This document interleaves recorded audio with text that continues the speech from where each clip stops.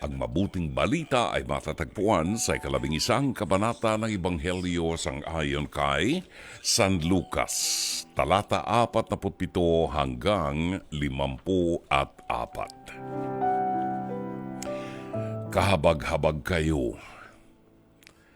Ipinagpapatayo pa ninyo ng magagarang libingan ng mga propetang pinatay ng inyong mga ninuno.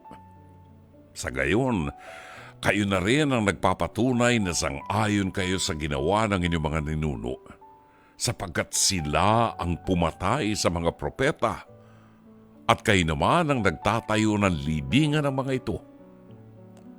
Dahil dito'y sinabi rin ng karunungan ng Diyos, magsusugo ako sa kanila ng mga propeta at mga apostol.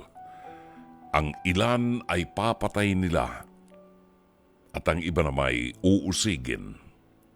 Sa gayon, pananagutan sa saling lahing ito ang pagpaslang sa lahat ng mga propetang pinaslang mula ng likhain ng daigdig.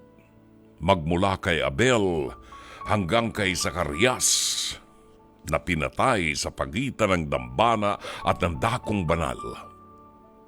Oo, sinasabi ko sa inyo, mananagot ang salinlahing ito.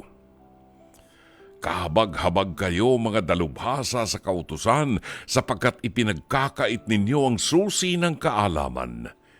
Hindi na nga kayo pumapasok, hinahadlangan pa ninyo ang mga ibang nais pumasok. At umalis si Jesus doon.